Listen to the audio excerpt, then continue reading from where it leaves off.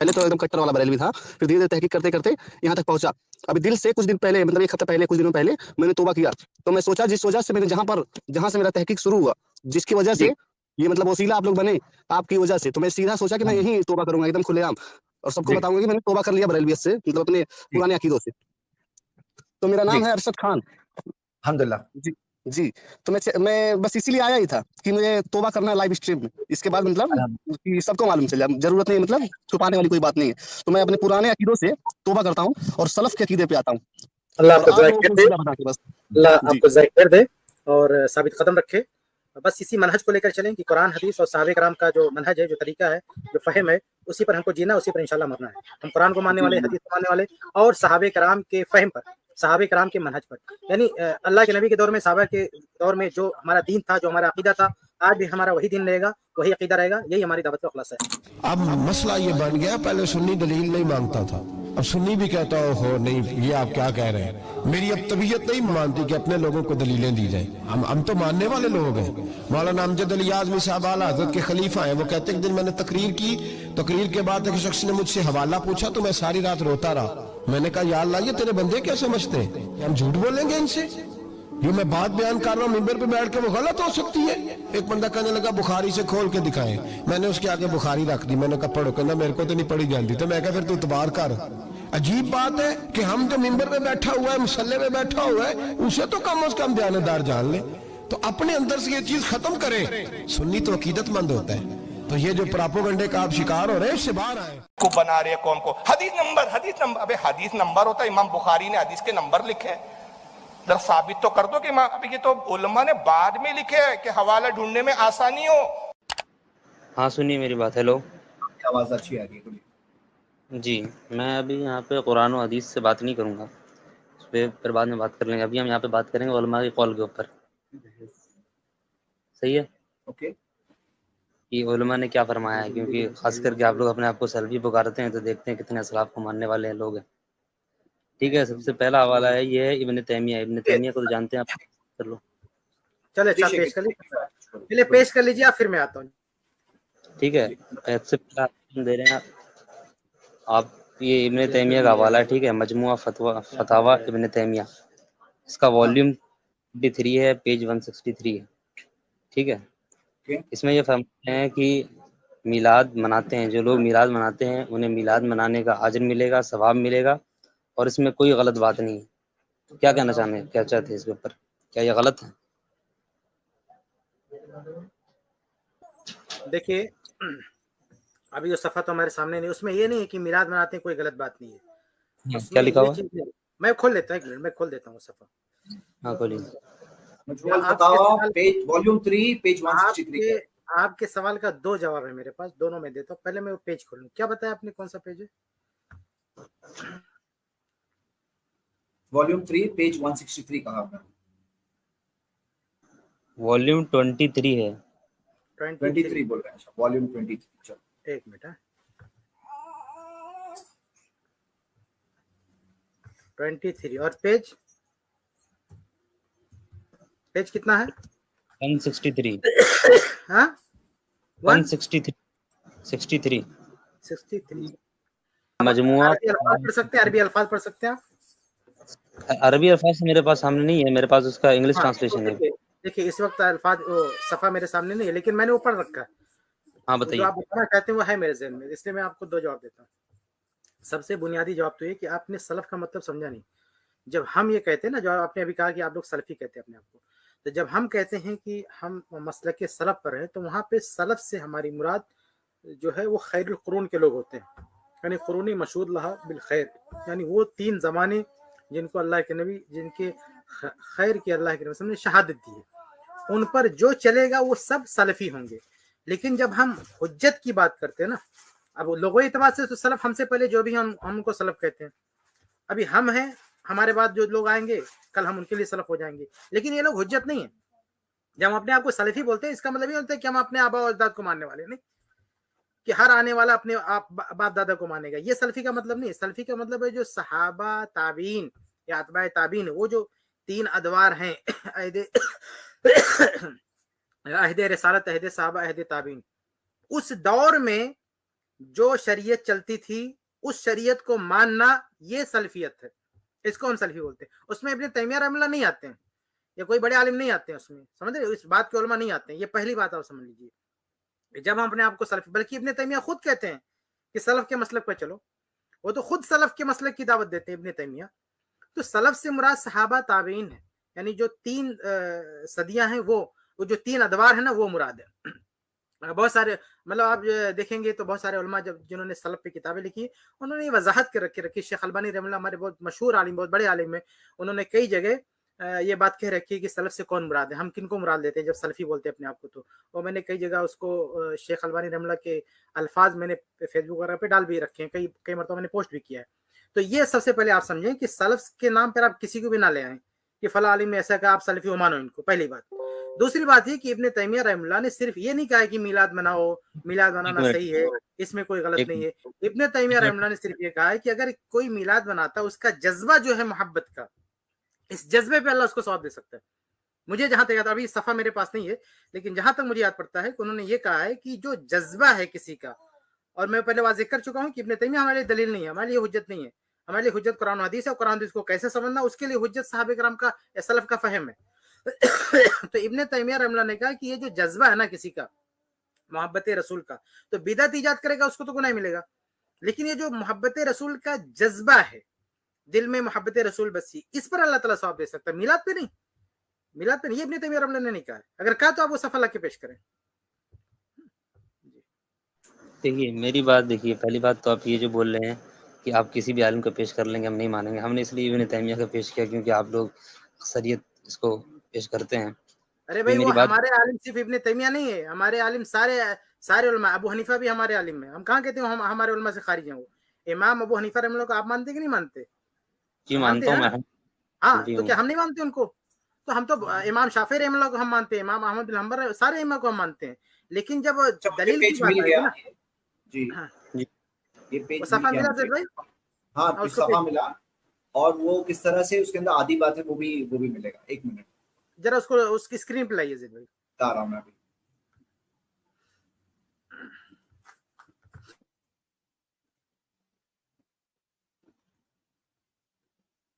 ये लीजिए। हाँ शेख, ये इब्न तैमिया रहमतुल्लाह के ताल्लुक से, ताकि उनके ताल्लुक से भी जो मुस्कुलेशन किया जा रहा है वो बात वाज़ेह क्लियर कर दीजिए। आप एक बात कह गए और कोई हवाला नहीं दिया, आप जो हवाला दे रहे हैं वहां पे वो बात है ही नहीं। एक दूसरी किताब में इब्न तैमिया रहमतुल्लाह के अल्फाज मिल रहे हैं, अगर आप वो अल्फाज पेश कर दें हम बताते हैं वो क्या है। तो इब्न तैमिया रहमतुल्लाह की बात वो नहीं है कि ईद मिलाद नबी मनाओ, कोई मसला नहीं है। मैं आपको पढ़ के बता देता हूँ, ये जो अभी ज़ैद भाई ने पेश किया है, ये जो क्या कहते हैं, ये इख्तिदाउ सिरातुल मुस्तकीम की जो इबारत है, उसमें देखिए, उसमें है कि वल्लाहु क़द युसीबुहुम अला हादिहिल मुहब्बा वल इज्तिहाद, अल्लाह ताला इस मोहब्बत पर सवाब दे सकता है, ला अलल बिदी मिन इत्तिखादी मौलिदिन नबी सल्लल्लाहु अलैहि वसल्लम ईदन। यानी बहुत ही क्लियर बोल रहे हैं कि अल्लाह ताला मोहब्बत, यानी जो जज्बे मोहब्बत है नबी से, उस पर सवाब दे सकता है, लेकिन ये जो ईद मिलाद नबी बना रहे हैं, इस बिदअत पर अल्लाह सवाब नहीं देगा। तो आप क्या पेश करें? आप करें तो इब्न तैमिया ने तो कह दिया कि मिलादुन नबी बनाना कोई मसला ही नहीं है, लेकिन ये आपके सामने सबूत मौजूद है, आपके सामने अल्फाज मौजूद हैं, आप पढ़िए, देखिए, वो जो है मैंने पेश किया गया। ये आप यहाँ पे ज़ैद भाई यहाँ पे रखिए, निशान लगाइए, देखिए आगे की लाइन भी पढ़ दें किफायत भाई, आगे की लाइन ला अलल बिदई मिन इत्तिखादी मौलिद नबी सल्लल्लाहु अलैहि वसल्लम ईदन मा इख्तिलाफ अन्नास फी मौलिदिही फइन हादा लम यफअलु सलफ मा क़ियामिल मुक्तज़ा लहू। तो ये देखिए, मा क़ियामिल मुक्तज़ा लहू, ये देखिए कि इब्न तैमिया फरमा रहे हैं कि अल्लाह ताला सवाब दे सकता है इस मोहब्बत पर, इस कोशिश पर, नबी से मोहब्बत पर, ला अलल बिदई, लेकिन बिदअत पर सवाब नहीं देगा। मिन इत्तिखादी मौलिद नबी सल्लल्लाहु अलैहि वसल्लम ईदन, अल्लाह के रसूल की यौम पैदाइश को लोग ईद मनाते हैं, इस पर अल्लाह ताला सवाब नहीं देगा, इस पर अल्लाह ताला सवाब नहीं देगा। जबकि आप सल्लल्लाहु की यौम पैदाइश क्या, वो इख्तिलाफ है, यानी वो भी पता नहीं है। फ़इन्न हाज़ा लम यफ़अलहु सलफ़, इस बात को सलफ ने अंजाम ही नहीं दिया, सलफ ने ऐसा नहीं किया, जबकि सलफ के जमाने में भी इसके तकाजे थे, यानी मोहब्बत के तकाजे थे, और कोई माने भी मौजूद नहीं था। तो अगर ऐसा वाकई होता, यानी ये सवाब का काम होता, शरीयत में मतलूब होता, तो सलफ भी करते। तो यहाँ इब्न तैमिया खुद देखिए, जो मैं कह रहा था ना कि इब्न तैमिया खुद सलफ का हवाला देते, तो यहाँ इब्न तैमिया जो सलफ का लफ्ज यूज कर रहे हैं, इस्तेमाल कर रहे हैं, उससे मेरा सहाबा ताबीन है, यानी सहाबा ताबीन ने ऐसा नहीं किया। तो मेरे भाई, इब्ने तैमिया की तरफ जो आप मंसूब करना चाहते हैं वो बात इब्ने तैमिया ने नहीं कही है। हम उसको नहीं मान सकते कि इब्ने तैमिया ने बात कही है और हमने इब्ने तैमिया को गलत कह दिया है। इब्ने तैमिया की जो बात है वो बात आप रखिए। इब्ने तैमिया ने कभी ईद मिलादुन नबी को जायज नहीं किया है ना, बल्कि उसको बिदअत का, यहाँ पे साफ बिदअत का लफ्ज मौजूद है, यहाँ पे बिदअत का उसको, और क्या इस पे कोई सवाब नहीं मिलेगा। हाँ, मोहब्बत आप करते हैं, मोहब्बत का जज्बा, नबी से मोहब्बत करते हैं, हम भी करते हैं, आप भी करते हैं, उस पर इंशाल्लाह अल्लाह सवाब देगा। लेकिन बिदअत इजाद करेंगे उस मोहब्बत के नाम पे, उस पर अल्लाह सवाब नहीं देगा। हजरत मुझे बोलने दीजिएगा। हाँ बोलिए, बताइए। हाँ, बिदअत की जहाँ तक बात है तो फिर ये अलग बहस है कि बिदअत है या बिदअत में भी कस्म है, बिदअत हसना है, ये सय्या है, ये अलग सी बात है, या मुबाह है। ठीक है, ये तकसीम को तो मानते हैं ना आप? अरे भाई वो तो अलग मौजू है। यहाँ इब्ने तैमिया रहमुल्लाह की तरफ जो बात आपने मंसूब की है वो बात इब्ने तैमिया ने नहीं कही, हम वो कहना चाहते हैं। बाकी बिदअत की क्या किस्म क्या बहस है वो एक अलग चीज है। लेकिन यहाँ इब्ने तैमिया रहमुल्लाह ने वो बात नहीं कही है जो आपने आप जो यहाँ पे दिखा रहे थे। यानी आपकी बात से ऐसा लग रहा ना कि हम इब्ने तैमिया की तरदीद कर रहे हैं, हमारे इतने बड़े आदमी ने मान लिया कि ईद मिलादुन नबी में कोई हरज की, ये आप कह रहे थे। भी रिकॉर्ड मौजूद है, पीछे जाके कोई भी जाके सुन सकता है, आपके अल्फाज रिकॉर्ड है। वो बात मैंने जो किताब बोला ना वो किताब देखी ना, मजमुआ फतावा तैमिया में वॉल्यूम 23, पता है नुक्सा बदल गया होगा, हो सकता है उसकी वजह से आपको पेज नंबर चेंज हो गया होगा, 1-2 पेज आगे करके देखिए। बात समझें कि ये जो हम भी कोई बात नहीं, जब जी तो क्या कहा है उन्होंने, देखिए आप देख सकते हैं किताब का उसका कवर भी यहाँ मौजूद है ना, जहाँ से हमने ये इब्न तैमिया रहमतुल्लाह का क्या मौक़िफ़ था वजाहत के साथ यहाँ पे मौजूद है। हाँ जी, आप फतावा इब्न तैमिया का हवाला दे रहे हैं और आप हवाला और इबारत नहीं पेश कर पा रहे हैं, हमें भी वो चीज नहीं मिल रही है। जैद भाई ने इब्न तैमिया रहमुल्लाह की एक दूसरी किताब से वही इबारत ला करके पेश किया कम से कम, जिससे बात वाज़े हो रही है। अगर आपको इस इबारत से इख्तिलाफ है तो आप वो इबारत जो असल फतावा इब्न तैमिया में आपने देखी है वो पेश करेंगे तो उस पर बात होगी इंशाअल्लाह। ये खुलासा हुआ हम लोगों की गुफ्तगू का। उसे छोड़ दीजिए। आप बिदअत हसना की बात पूछ रहे थे, क्या बता रहे हैं? नहीं, वो मैं बाद में बिदअत पे बात नहीं करूंगा, मैं बिदअत पे बात करने नहीं आया हूँ। छोड़ देते हैं फिर। हाँ, इब्न खतीर, ठीक है ना, इन्होंने मिलाद की रात की तारीफ की है और ये है इमाम इब्न हजर अल-अस्क़लानी रहमतुल्लाह अलैह की बुक में, किताब में। देखो मेरे भाई साहब, एक गुजारिश है आपसे मेरे भाईजान, मैंने शुरू में जो ओपनिंग कमेंट दिया है ना उसमें मैंने कुछ उलमा के नाम मैंने खुद गिनाए हैं भाई। अबुल खत्ताब इब्न दहिया बहुत बड़े आलिम थे, सबसे पहले मिलाद पे किताब लिखने वाले यही हैं, लेकिन मुहद्दिसीन ने इनको कज़्ज़ाब कहा है, वज़्ज़ा कहा है, ये झूठी बातें बोलते थे। तो ऐसे कुछ लोगों ने लिखा, उससे इनकार नहीं है, लेकिन हम जो है हम इनकी बातों को नहीं मानते। ठीक है, इनके बारे में इब्न हजर अल-अस्क़लानी के बारे में कह रहे हैं बात? नहीं, इब्न हजर की बात नहीं कर रहा हूँ मैं। कुछ उलमा ने, हम खुद मानते हैं कि कुछ उलमा ने कहा, लेकिन ये हमारे लिए दलील नहीं है। आप इनका नाम मत पेश करके क्या फायदा भाई, आप कुछ उलमा के नाम पेश करें, उसका क्या फायदा, पेश करके क्या फायदा। हमारे उसूल आपके सामने रख दिया कि कुरान और हदीस से दलील होगी, सहाबे कराम के मुताबिक उसका फहम होगा, हम उसको मानेंगे। बाकी आप उलमा के हवाले देंगे वो हमारे लिए काबिल कबूल नहीं है। जब हम मानते नहीं तो यहाँ पेश करके फायदा किया, हमारे मनहज के खिलाफ वो चीजें, तो आप क्या पेश करके? एक बात यह है कि उलमा के अक़वाल से हम इस्तिफादा करते हैं, यानी फायदा उठाते हैं, लेकिन उलमा के अक़वाल हमारे यहाँ हुज्जत नहीं है। ये फर्क आप समझें। उलमा के अक़वाल, उलमा की तशरीहात से इस्तिफादा किया जाता है, फायदा उठाया जाता है, लेकिन उलमा के अक़वाल दीन में हुज्जत नहीं है। ये फर्क है। हुज्जत यानी प्रूफ। चलिए, अच्छी बात है। कोई और सवाल आपका? मेरा दूसरा ये सवाल है कि आप ईद मिलादुन नबी को बिदअत कहते हैं, तो कौन सा बिदअत है? बिदअत हसना है या बिदअत सय्या? भाई हमारे यहाँ हम हर जुमा को कहते हैं कुल्लु बिदअतिन ज़लाला, हर बिदअत गुमराही है। हमारे यहाँ ऐसी कोई तक़सीम नहीं, सय्या हसना, हर बिदअत गुमराही है। किसी भी बिदअत की मतलब दीन में किसी भी तरह की बिदअत की गुंजाइश नहीं है। असल बिदअत ये है। तो जो असलाफ के उलमा ने जो बिदअत की तक़सीम की है, तो आप वो सब नहीं मानते? भाई वो सब किसने तक़सीम किया भाई? असलाफ में, वही असलाफ के नाम से देखिए, मैंने पहले भी क्लियर किया है कि असलाफ में बहुत सारे लोग आते हैं, लेकिन हम जिन सलफ को हुज्जत मानते हैं उनको, जिनको अल्लाह के नबी ने सनद दी है कि ये खैरुल कुरून का ज़माना है। सही बुखारी की रवायत से खैरुन नास क़र्नी सुम्मा लदीन यलूनहुम सुम्मा लदीन यलूनहुम, ये वो दौर है। इस दौर से आप वो सबूत ले आए, इस दौर से आप सबूत ले आए तो हम मान लेते हैं। اس دور سے اگر آپ ثبوت لے آئیں کہ بدعت حسنہ بدعت سیئہ کی کوئی تقسیم ہے یا کوئی گنجائش ہے تو چلیے ٹھیک ہے، لیکن ایسے اس دور میں اب دیکھیے ہر جمعہ کے خطبے میں کیا کہتا ہے اللہ کے نبی صلی اللہ علیہ وسلم کی حدیث کیا ہے؟ وَكُلُّ بِدْعَةٍ ضَلَالَةٍ، ہر بدعت گمراہی ہے، ہر بدعت گمراہی ہے۔ سنیے آپ بعد میں بولیے گا، پہلے سن لیجیے، ہر بدعت گمراہی ہے، یہ اللہ کے نبی صلی اللہ علیہ وسلم کی بات ہم لوگ ہر جمعہ کے خطبے میں پیش کرتے ہیں۔ عبداللہ ابن عمر رضی اللہ تعالیٰ عنہ سے مروی وہ کہتے ہیں کہ وَكُلُّ بِدْعَةٍ ضَلَالَةٍ وَإِنْ رَآهُ النَّاسُ حَسَنَةً، گرچہ لوگ حسنہ ہی سمجھیں لیکن ہر بدعت گمراہی ہے۔ تو صحابہ کا نبی کا ہم کو یہ ملتا ہے، ہم اسی کو مانتے ہیں۔ باقی بات کی کسی عالم نے کوئی تقسیم کر رکھی ہے کہ بدعت حسنہ کے نام پہ کچھ چل جائے، وہ نہیں چلے گا۔ جی اچھا جی، میں یہ پوچھ رہا ہوں بدعت کی تعریف کیا ہے آپ کی؟ ہاں، بدعت کی تعریف کیا ہے؟ اللہ کے نبی صلی اللہ علیہ وسلم نے فرمایا نا کہ من احدث فی امرنا ھذا ما لیس منہ فہو رد، کہ جس نے اس دین میں، ہمارے اس دین میں کوئی چیز ایجاد کی جو پہلے سے اس میں نہیں تھی، وہ بدعت ہے۔ تو دینی معاملات میں اگر کوئی چیز نئی چیز لاتا ہے جو پہلے سے نہیں، وہ بدعت ہے۔ پہلے سے اللہ کے رسول خود کہہ رہے ہیں، صحیح مسلم کی حدیث ہے، من عمل عملا، اما عائشہ رضی اللہ عنہا سے مروی ہے، من عمل عملا لیس علیہ امرنا فہو رد، جو کوئی ایسا عمل کرتا ہے جس پہ پہلے سے ہمارا حکم نہیں تو مردود ہے۔ اور صحیح مسلم میں، صحیح بخاری میں، من احدث فی امرنا، جو ہمارے اس معاملے میں، اور بعض روایتوں میں دوسری، صحیح بخاری کے علاوہ دوسری کتب میں، فی دیننا، ہمارے اس دین میں، تو دینی معاملات میں، عبادات میں کوئی چیز لاتا ہے، دین کے معاملے میں کوئی چیز نئی چیز لاتا ہے، وہ بدعت ہے۔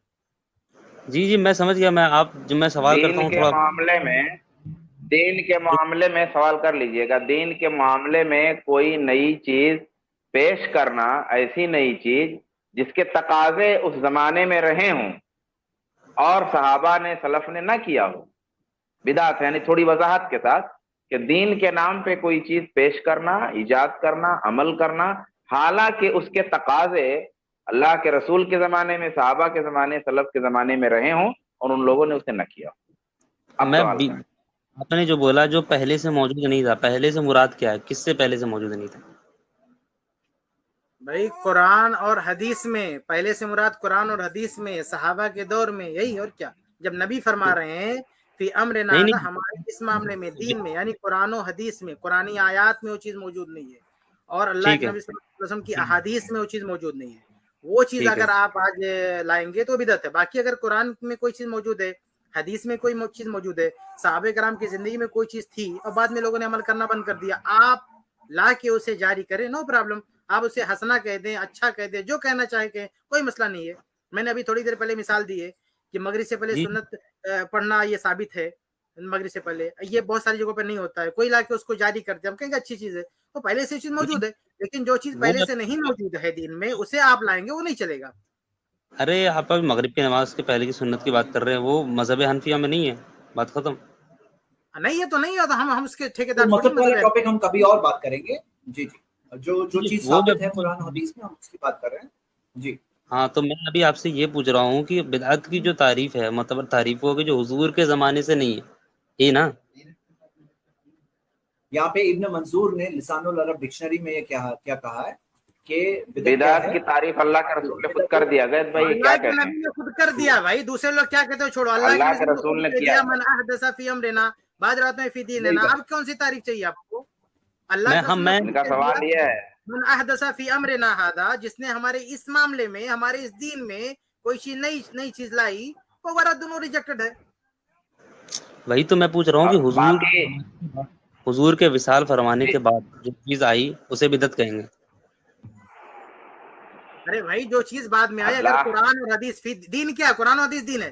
قرآن و حدیث میں کوئی چیز نہیں ہے، جس چیز کی تعلیم نہیں ہے، وہ بعد میں آپ لائیں گے، وہ چیز بدعت ہے۔ اچھا جی، جماعت تراویح جو قرآن و حدیث میں نہیں ہے، کیا نہیں ہے؟ کیا چیز؟ جماعت کیا چیز؟ تراویح پڑھنا جماعت کے ساتھ کیوں نہیں ہے بھائی؟ کیوں نہیں جماعت کے ساتھ؟ حدیث میں موجود ہے، کیوں نہیں ہے؟ وہی تو ہم کہہ رہے ہیں۔ دیکھیے وہی تو ہم کہہ رہے ہیں کہ اللہ کے نبی صلی اللہ علیہ وسلم، آپ نے کہہ دیا، آپ سن لیجیے جواب، آپ کا سوال میں نے سن لیا، میرا جواب نہیں، میں ایک سوال جوڑ دوں میں کہ یہ تو حضرت عمر کے زمانے سے سٹارٹ ہوا ہے نا؟ نہیں، آپ کی بات میں سمجھ گیا، وہ تو ہر رمضان میں لوگ یہ سوال اٹھاتے ہیں نا بھائی، کوئی ایسا نیا سوال تو ہی نہیں۔ دیکھیے اللہ کے نبی صلی اللہ علیہ وسلم، اس کی ایجاد کرنے والے کون ہیں؟ مطلب سب سے پہلے اس کو کرنے والے کون ہیں؟ نبی ہیں بھائی۔ اللہ کے نبی صلی اللہ علیہ وسلم نے جماعت کے ساتھ تراویح پڑھائی ہے، رمضان میں تراویح پڑھائی ہے، 3 دن تراویح پڑھائی ہے۔ اس کے بعد اللہ کے نبی صلی اللہ علیہ وسلم نے اسے بند کر دیا، یہ کہہ کر نہیں کہ یہ غیر شرعی ہے، یہ غلط ہے، ایسا نہیں کرنا ہے، بلکہ کہا کہ مجھے اندیشہ ہے کہیں یہ فرض نہ ہو جائے۔ تو اللہ کے نبی صلی اللہ علیہ وسلم نے اس کی بنیاد ڈال دی، اللہ کے نبی صلی اللہ علیہ وسلم نے عملاً اس کی فضیلت بھی بیان کی۔ من قام مال امام، وہ سنن ترمذی کی روایت بھی ہے کہ فضیلت، ہاں صحیح بخاری کی بھی روایت ہے اور سنن ترمذی کی روایت ہے جماعت کے ساتھ پڑھنے کی، اس کی فضیلت بیان کی ہے۔ بلکہ صحابہ کرام رضی اللہ تعالیٰ عنہ نے کہا جب ایک رات میں پہلے ختم ہوگی تو کہا کہ آپ بقیہ جو رات بچی اس میں بھی پڑھا دیتے تو بڑا اچھا ہوتا۔ تو اللہ وسلم نے کہا کہ اگر امام کے ساتھ پڑھ لے تو سمجھو کہ رات بھر آپ نے پڑھ لیا۔ تو اللہ کے نبی صلی اللہ علیہ وسلم نے تراویح کی نماز پڑھی ہے، پڑھائی ہے، اس کی فضیلت بیان کی ہے، تو یہ تو ہے نا دین میں۔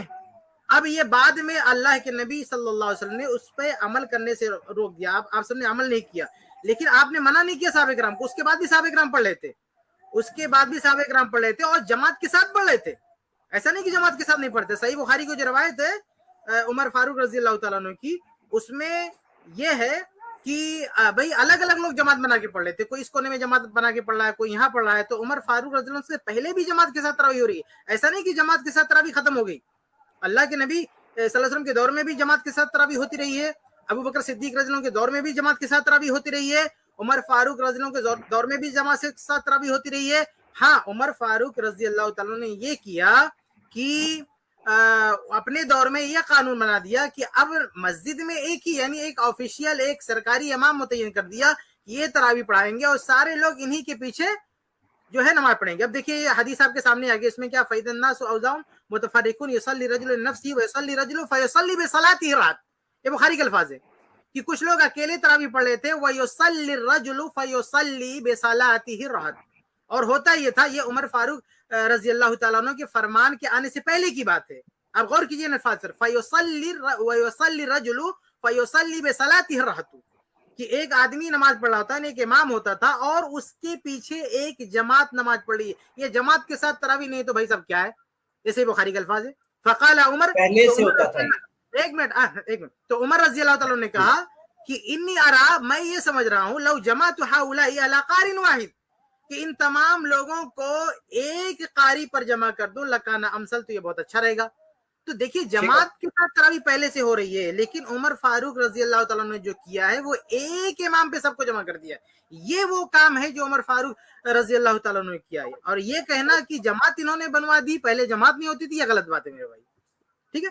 تو جماعت انہوں نے نہیں بنائی ہے، بس انہوں نے ایک جماعت میں سب کو لازم کر دیا کہ سب لوگ اسی ایک ہی جماعت میں شامل ہو، بس ایک آفیشیل امام متعین کر دیا، باقی جماعت سے تراویح پہلے سے بھی ہو رہی ہے، جیسا کہ خود اسی حدیث میں موجود ہے۔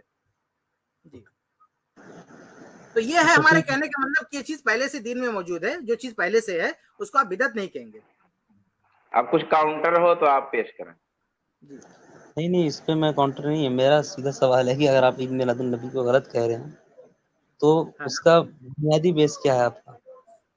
بنیادی بیس ہے کہ پہلے آپ یہ بتائیں کفایت بھائی، پہلے آپ یہ بتائیں کہ کفایت بھائی نے آپ کے سوال کا جواب دیا، اور یہ جو آپ نے اعتراض پیش کیا تھا تراویح والا، اس سوال کا جواب آپ کو ملا کہ نہیں ملا؟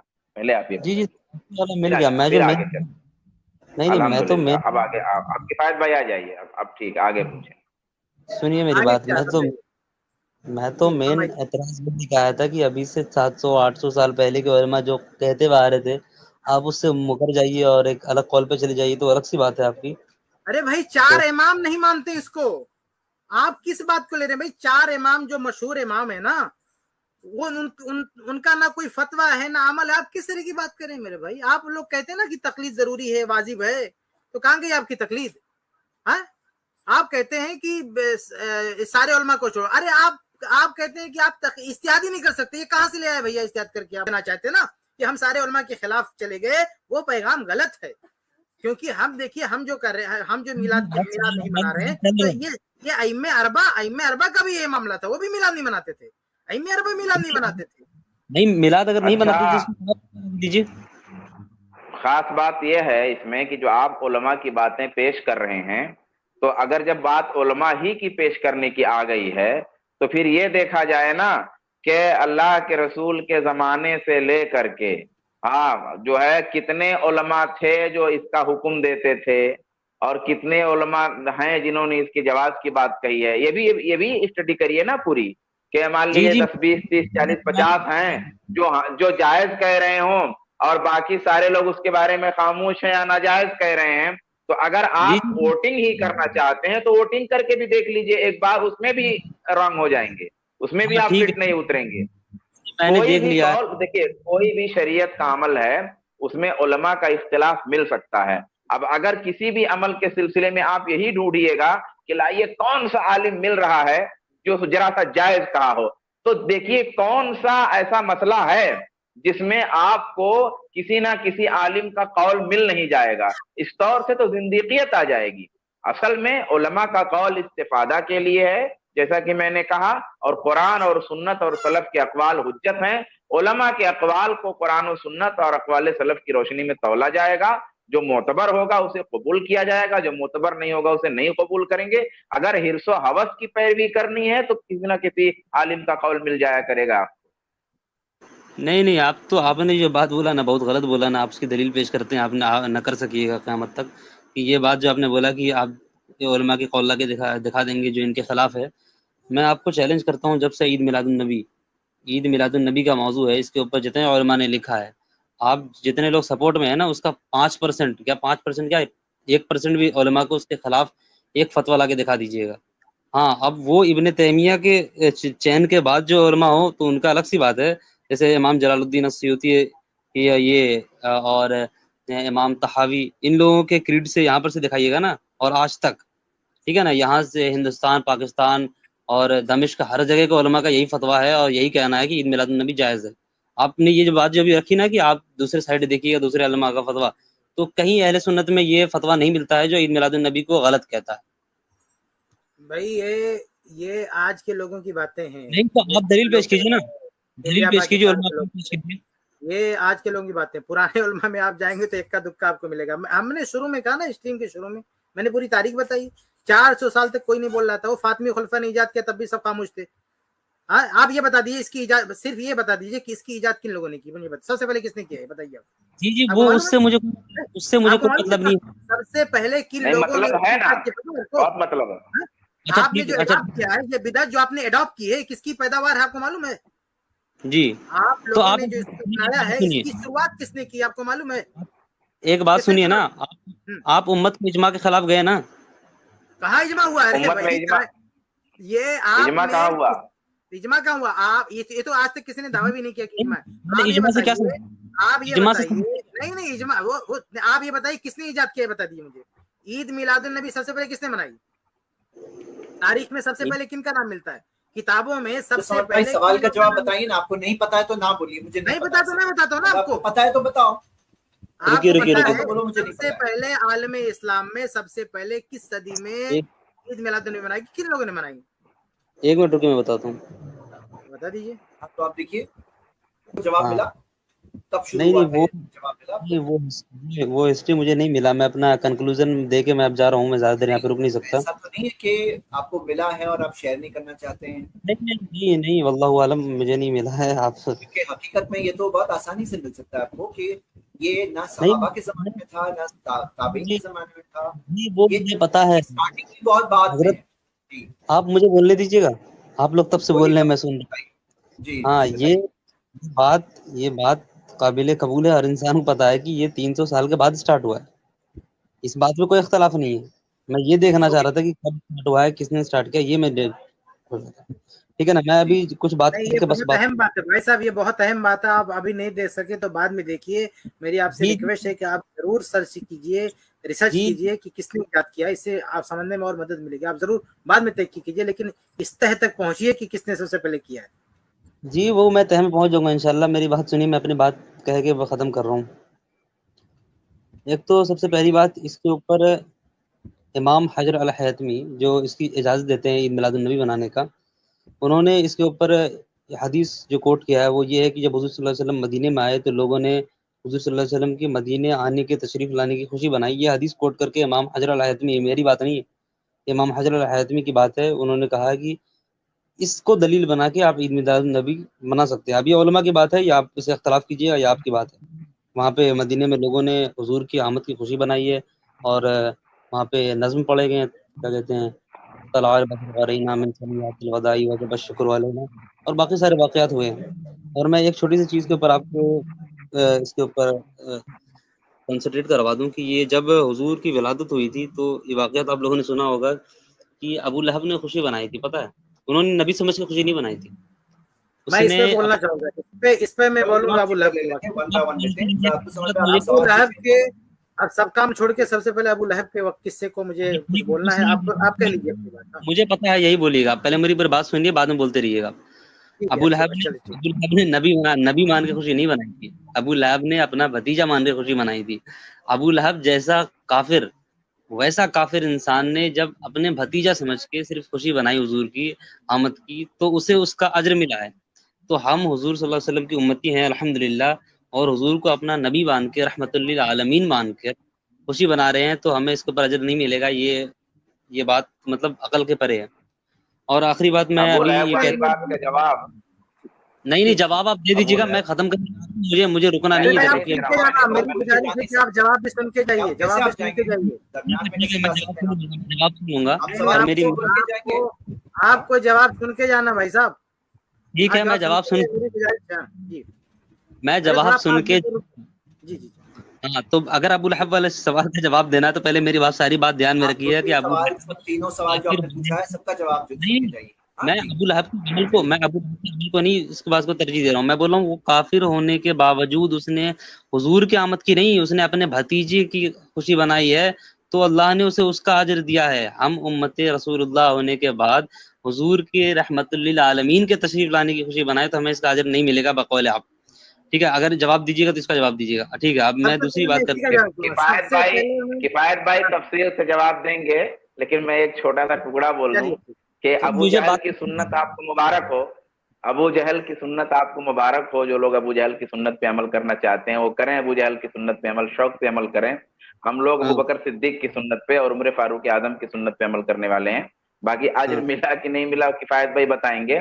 اور جو لوگ آئے تھے اور خوشی منانے کی بات آپ کہہ رہے ہیں کہ مدینہ آمد پہ خوشی منائی تھی، تو اسی حدیث کی روشنی میں کیا صحابہ نے وہی مطلب سمجھا جو جن کا نام آپ لے رہے ہیں کہ اس کا یہ مطلب ہوا کہ میلاد پر خوشی منائی جا سکتی ہے؟ تو کیا صحابہ نے اس روایت اور اس عمل کی روشنی میں یہ بات سمجھا کہ نہیں سمجھا خلاصے میں؟ باقی ابو لہب والے مسئلے پہ آپ سنیں. نہیں آپ میری بات بول سکتے ہیں. اب ہم لوگ کو جواب دینے دیے بھائی صاحب، آپ تھوڑا سا سنیے. مجھے ختم کرنے دیجیے بس. میں یہ بول رہا ہوں کہ اگر اب آپ نے پوچھ لیا، اب آپ ایسے یہاں تک کے جواب سن لیجیے، پھر آگے اور بھی موقع دیں گے. میری دو بات میں دو بات ختم کر رہا ہوں. بہت ساری باتیں آپ نے کہہ دی میرے بھائی، تھوڑا سن لو. کفایت بھائی کہہ لینے دیجیے ان کو، کہہ لینے دیجیے. پہلا سوال کا جواب سوال کا جواب دیجیے. ہاں جی ابو لہب والی بات جو ہے نا وہ میں کلیئر کر دوں، پھر آپ آگے بولیے انشاءاللہ. ہجرت والی جو آپ نے کہی ہے تو کلیئر ہے کہ وہ ولادت کا مسئلہ نہیں، ہجرت کا مسئلہ. آپ اس کو ولادت میں کہاں لے جا کے فٹ کر رہے ہیں؟ ہجرت کا مسئلہ ہے، ولادت کا مسئلہ نہیں. وہ بھی صرف جب جس سال آئے تھے اس سال، ایسا نہیں کہ ہر سال وہ ڈیٹ آیا تو ان لوگوں نے ریپیٹ کیا. ہجرت کا وہ تاریخ بھی ریپیٹ نہیں ہوا کہ جب وہ تاریخ آئے گی تو ہجرت میں وہ خوشی منائیں گے، ایسا کچھ کریں گے، ایسا کچھ نہیں. ایک ون ٹائم ہوا، بات ختم ہو گئی. یہ جو ابو لہب کا مسئلہ نا، سب سے پہلی بات یہ ہے کہ یہ جو پورا واقعہ ہے نا کہ جہنم میں ابو لہب گیا تو اپنے ہاتھوں سے کوئی مشروب شربت پی رہا ہے، تو کسی نے پوچھا خواب میں دیکھا کہ میاں تم تو کافر ہو کے مرے، تمہارے بارے میں تو قرآن کی آیت نازل ہوئی، تو پھر جہنم میں تم کو یہ کہاں سے پینے کو مل رہا ہے؟ تو اس نے کہا کہ وہ محمد صلی اللہ علیہ وسلم کی پیدائش پر میں نے لونڈی آزاد کی تھی، اس وجہ سے ہم کو یہ مل رہا. سب سے پہلی بات ہے کہ واقعہ ثابت ہی نہیں ہے. یہ جو واقعہ ہے یہ واقعہ صحیح سند سے ثابت ہی نہیں ہے، منقطع سند سے ہے. یہ مصنف عبدالرزاق کی اصل روایت ہے، عروہ نے بیان کیا، پوری سند نہیں ہے. اسی روایت کے امام بخاری رحمہ اللہ نے بھی نقل کیا، لیکن یہ جو لاسٹ کا حصہ ہے یہ سند سے اٹیچ نہیں ہے، سند سے اس کا لنک نہیں ہے، یہ منقطع ہے. اور صحیح بخاری میں کوئی روایت ہوتی جو سند کے ساتھ ہوتی ہے وہ حجت ہوتی، دلیل ہوتی ہے. بغیر سند کے یا ٹوٹی ہوئی سند کے ساتھ اگر کوئی بات ہوتی ہے تو وہ چیز حجت نہیں ہوتی. ورنہ صحیح بخاری میں یہ بھی ہے نا کہ آمین کہتے تھے پوری مسجد گونج جاتی تھی، اسے کون صحیح بخاری کی روایت بولتا ہے؟ تو صحیح بخاری میں تو کہنے پہلی بات یہ کہ یہ روایت سندن ثابت نہیں ہے. پہلی بات یعنی کہیں پہ بھی صحیح سند اس کی موجود نہیں کہ ایسا کچھ ہوا، کسی صحابی نے ایسا خواب میں دیکھا، یہ ثابت ہی نہیں. دوسری بات کہ یہ جو خواب کا واقعہ ہے نا، یہ اصل خواب کا واقعہ ہے. یہ خواب کا واقعہ ریئل لائف کے بھی خلاف ہے. ریئل لائف میں ایسا ہوا ہی نہیں ہے. یعنی ابو لہب نے اللہ کے نبی صلی اللہ علیہ وسلم کی پیدائش پر لونڈی آزاد ہی نہیں کیا. یہ بات ہی غلط ہے. اب جو بات زندگی میں ابو لہب نے نہیں کیا ہے، کوئی خواب میں دیکھ کے اس کو کیسے سچا مان سکتا ہے؟ مثال کے طور پر میں نے ابھی تک حج نہیں کیا، میرے کچھ مسئلہ ہے پاسپورٹ کا، میں ابھی تک نہیں جا سکا، حالانکہ بہت سارے موقع آئے لیکن نہیں جا سکا اتفاق سے. اللہ وہ کچھ پریشانیاں دور کرے میری. لیکن اب اگر مجھے جواب دینے دیجیے، ایک منٹ دیکھو بھائی، بیچ میں مت بولو، اللہ کے واسطے یار بیچ میں مت بولو، مجھے بات ختم کرنے دو.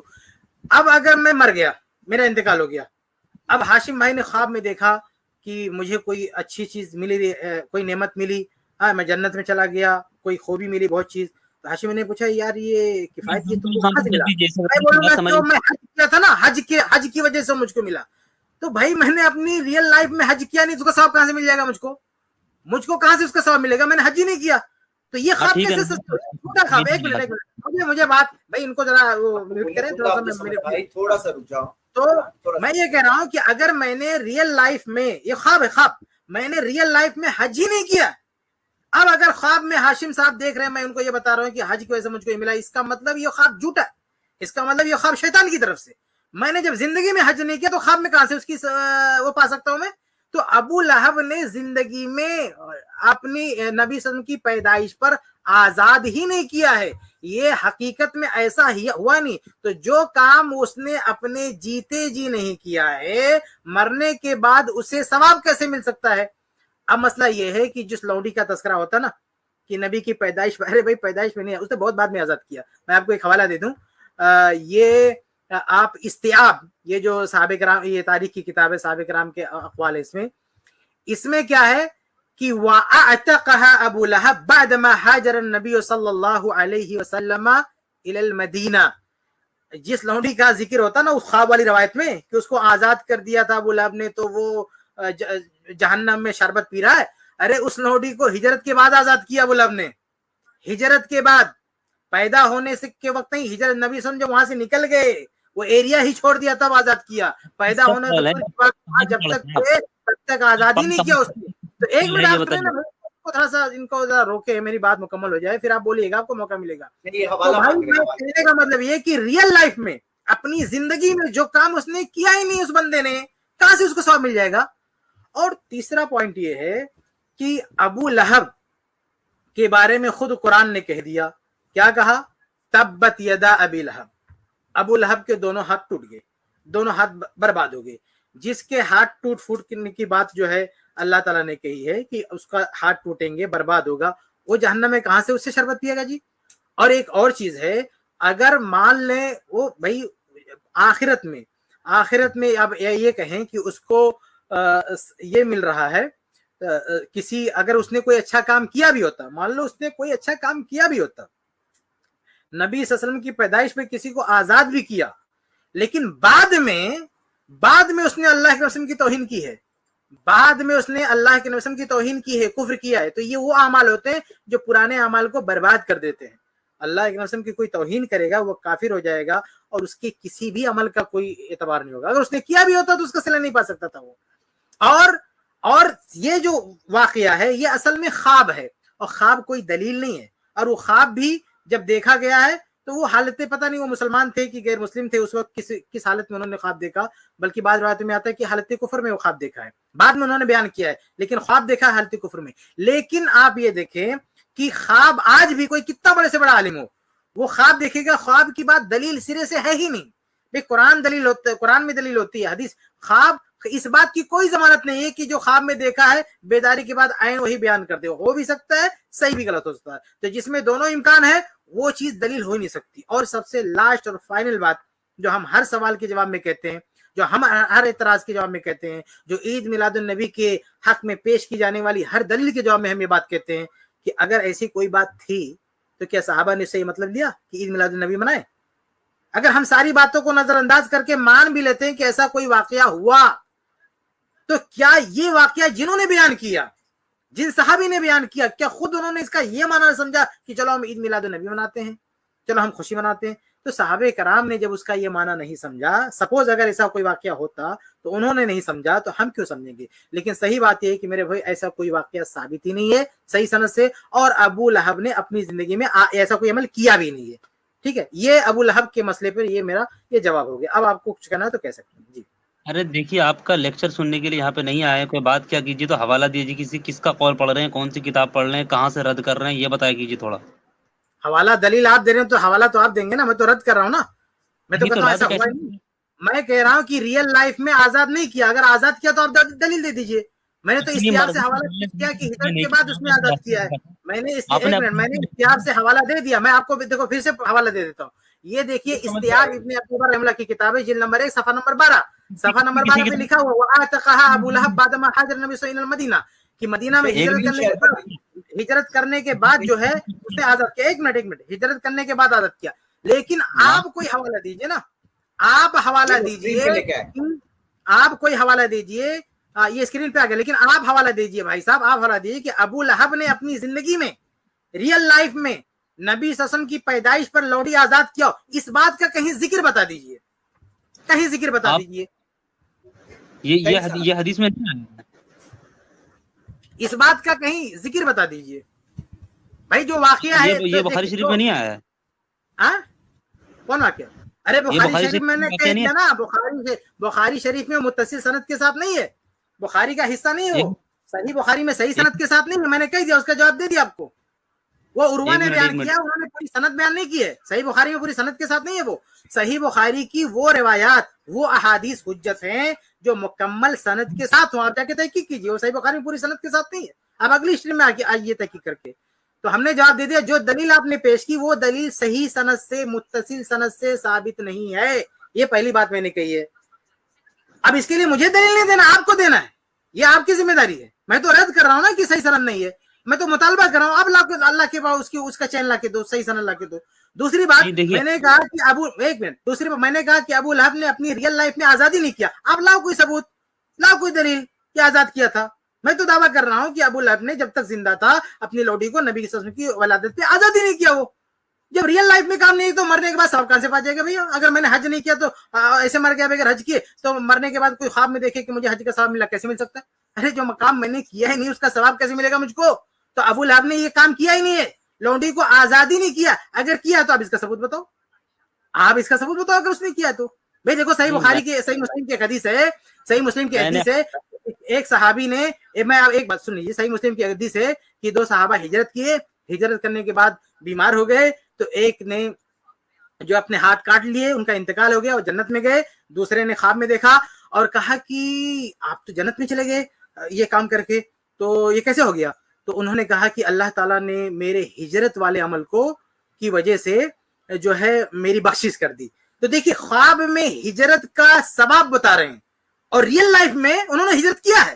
ان کا دوست گواہی دے رہا ہے کہ یہ ہجرت کیے, اس کے بعد ان کی وفات ہوئی. تو یہ ہوتا نا سچا خواب, یہ بات ہوتی نا کہ ریئل لائف میں کوئی کام کیا ہے اور اس کا مرنے کے بعد ثواب مل رہا ہے. آپ جو واقعہ بتا رہے ہیں کہ ابو لہب شربت پی رہا بیٹھ کے, جس کام کی وجہ سے وہ کام کیا ہی نہیں بندہ, اس بندے نے وہ کام کیا ہی نہیں ہے, اب مرنے کے بعد آپ اسے شربت پلا رہے ہیں کہ وہ لونڈی کو آزاد کر دیا تھا, ولادت رسول پہ شربت پی رہا. کدھر آزاد کیا؟ کون سی کتاب میں لکھا آزاد کیا؟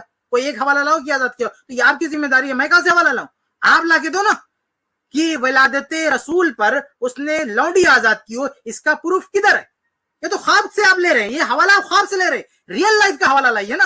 جیسے میں نے آپ کو مثال دیا کہ ایک صحابی کی بخشش ہوگی, ریئل لائف میں ان کا حوالہ موجود ہے کہ ہجرت کیا انہوں نے, اور ہجرت کا مرنے کے بعد ثواب ملا, یہ خواب میں آ رہا ہے. ایسے کوئی ثبوت لائیے نا, دونوں کی چیز کا ثبوت کہ ریئل لائف میں اس نے آزاد کیا اور مرنے کے بعد شربت پی رہا. کہاں ہے؟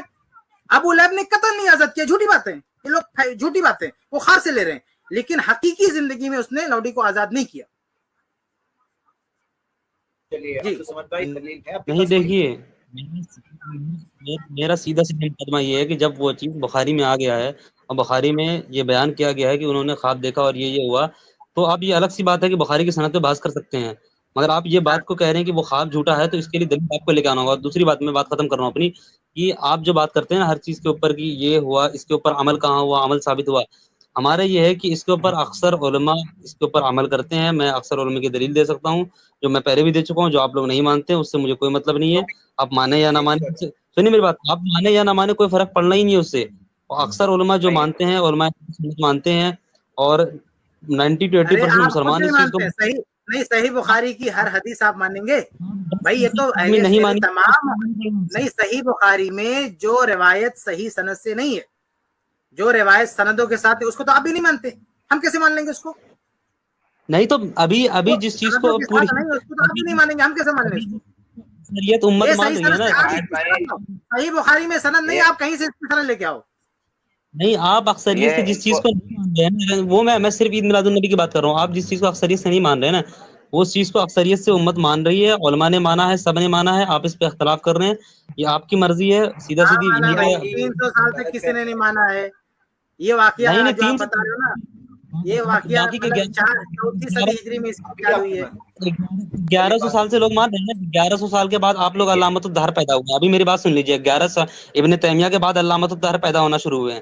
میری بات سنیے، آخری بات میں کہہ کے جا رہا ہوں، آپ کو جو ماننا نہیں ماننا. چار امام نے بھی ایسا نہیں کیا ہے. ابھی میں امام کو قول پیش کروں گا، مانیے گا، بولیے مت میرے سامنے پھر. آپ خود تک آپ مقلد ہیں کہ مجتہد ہیں؟ نہیں میں مقلد ہوں. مقلد ہیں. کس کی تقلید کرتے ہیں آپ کس کی تقلید کرتے ہیں؟ میں امام اعظم کی تقلید کرتا ہوں. امام اعظم سے بتائیے، عید میلاد النبی بتائیے. نہیں امام اعظم کے آپ اجتہاد کر رہے ہیں اور کہہ رہے ہیں کہ میں مقلد ہوں. 300 سال بولے آپ. نہیں امام یوسف، امام محمد، ان کے قول سے اگر میں آپ کو ثابت کر دوں تو مانیے گا. ابھی بند کیجیے گا یہ سیشن. نہیں آپ نے یہ نہیں کہا نا کہ امام وہ یوسف کی تقلید کرو، آپ نے کہا امام اعظم یعنی امام حنیفہ کی مقلد. آپ بتائیے نا ان کے قول سے. آپ جن کے مقلد ہیں انہیں سے بتا دیجیے. آپ نہ قرآن سے بتا رہے ہیں، نہ حدیث سے بتا رہے ہیں، نہ صحابہ سے بتا رہے ہیں. آپ جن امام کی تقلید کرتے ہیں اس سے بتا رہے ہیں. آپ کے جو بھی سورس ہے کہیں سے نہیں بتا رہے. پھر کہ اتنے سارے علماء کہہ رہے ہیں ارے بھائی آپ نہ قرآن سے بتا رہے ہیں، نہ حدیث سے بتا رہے ہیں، نہ صحابہ سے بتا رہے ہیں. جن کو آپ امام اعظم کہتے ہیں، جن کا آپ مقلد، ان سے نہیں بتا رہے ہیں. پھر ادھر ادھر کیوں جا رہے ہیں؟ وہ آپ کے اصول، آپ کے منہج، آپ کے مسلک، آپ کے منہج کے خلاف آپ جا رہے ہیں. سنیے آپ میری بات سنیے. آپ قرآن کے خلاف جا رہے ہیں، حدیث کے خلاف جا رہے ہیں، صحابہ کے خلاف جا رہے ہیں، امام اعظم کے خلاف جا رہے ہیں، اپنے اصول کے خلاف جا رہے ہیں اور کہہ رہے اتنے سارے علماء کرتے تھے. آپ ہو کیا؟ نہیں ہم اصول کے خلاف نہیں جا رہے ہیں. آپ کا مسکنسپشن ہے. آپ کی دماغ کی گندگی ہے. آپ تقلید، آپ نے خود کہا میں مقلد ہوں، ابھی کہا آپ نے، اور یہ بھی کہا امام اعظم کا مقلد ہوں. تو کدھر امام اعظم نے فرمایا عید میلاد النبی مناؤ؟ بتاؤ. رکیے سنیے میری بات سنیے. اگر آپ کو پتا ہونا چاہیے کہ امام اعظم کے فقہ میں ہر مسئلے میں امام اعظم کی تقلید نہیں کی جاتی. پتا ہے آپ کو؟ پتا ہے کہ نہیں؟